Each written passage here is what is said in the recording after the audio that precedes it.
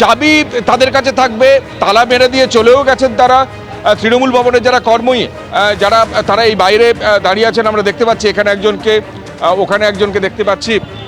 আপনাদের মানে বাইরে চলে আসতে হলো কেন? বাইরে চলে আসতে হলো, বার করে দিল, এর জন্য বাইরে চলে আসতে হলো। কারা বার করে দিলেন? বাড়িওয়ালা বললেন যে উনার সাথে এগ্রিমেন্ট আছে, উনারা দেখবেন, এই জন্য বললেন। মানে কাদের সঙ্গে এগ্রিমেন্ট আছে? ওই ঋতব্রত গোষ্ঠীদের সঙ্গে? তৃণমূলের সাথে আছে। এখন কোন তৃণমূলের সাথে আছে সেটা উনি কি বলতে চাইছেন বুঝতে পারিনি।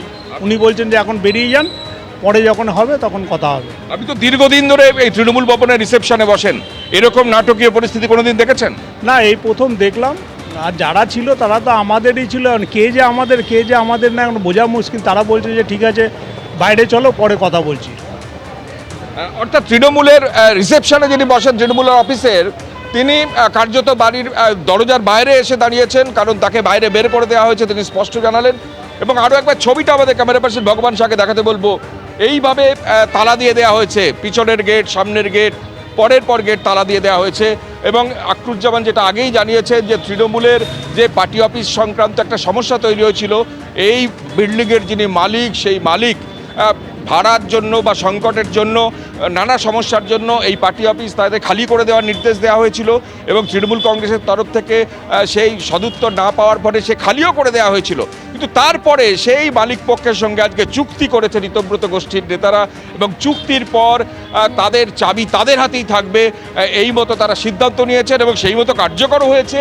এবং আমি একজন রিসেপশনিস্টকে দেখালাম যারা তৃণমূল ভবনে সকাল থেকে রাত পর্যন্ত থাকেন।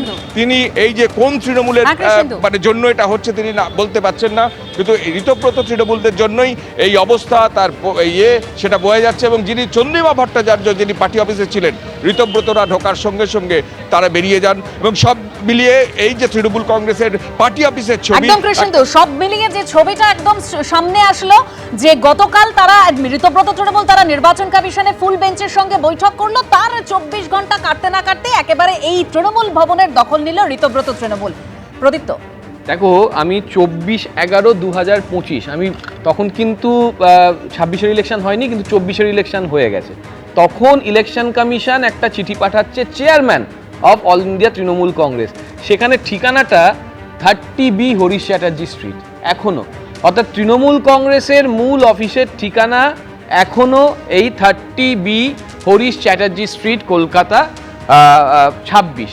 ফলে স্বাভাবিকভাবেই কে দখল নিচ্ছে না। এখন দেখো, একটা লাস্ট টাইম, জবরদখল নিলে কিন্তু সাবধান, সরকার কিন্তু এখন উচ্ছেদ করছে। জবরদখল তখন উচ্ছেদ হয়ে যেতে পারে। দেখুন, এ তো নানা রকমের নাটক তৃণমূল চিরকালই করেছে, এটাও একটা নাটক।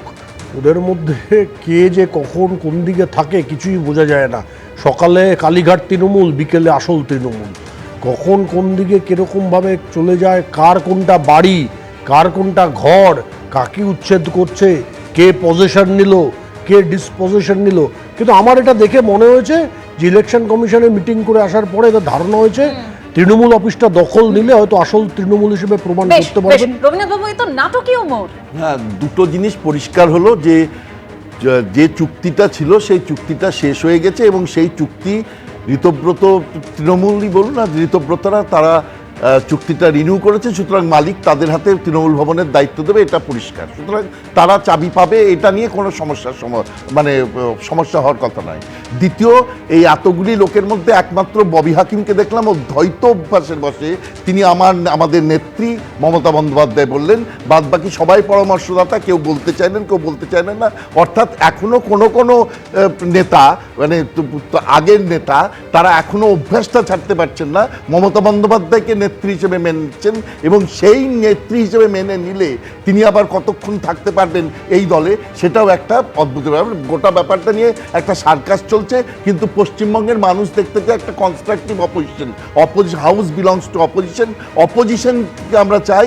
আমরা বিজেপি লেড অপোজিশন চাই না, যেখানে তারা বিজেপি যা বলবেন তাই করবে। কারা সেই কনস্ট্রাকটিভ অপোজিশন দিতে পারবে সেটা আগামী দিন প্রমাণিত হবে। কিন্তু এই মুহূর্তে যা দেখতে পাচ্ছি যে কনস্ট্রাকটিভ অপোজিশনের জায়গাটা পুরো জিরো হয়ে গেছে, এবং দুই দলের মধ্যে একটা সার্কাসের জায়গা তৈরি হয়ে গেছে। একদম আখরুজ্জামান তিনি যেটা স্পষ্ট করে দিলেন যে তাদের লিডার অর্থাৎ এই জাতীয় কর্মসমিতির যিনি চেয়ারম্যান অরূপ রায়কে মেনে যদি কেউ আসতে চান তাদের প্রত্যেককেই স্বাগত, এবং এটা বারবার স্পষ্ট করে দিলেন যে মমতা বন্দ্যোপাধ্যায় যিনি তৃণমূল নেত্রী তিনি প্রধান পরামর্শদাতা হিসেবে থাকুক তাদের সঙ্গে, তবে তাদের যে লিডার অরূপ রায়কে মানতে হবে প্রত্যেককে, যারা মারবেন তাদেরকেই স্বাগত জানানো হবে। একদম অভিষেক বন্দ্যোপাধ্যায়ের বক্তব্যের সময়ও সেই কথাই আখরুজ্জামান তিনি স্পষ্ট করে দিলেন। এবিপি আনন্দ, এগিয়ে থাকে, এগিয়ে রাখে।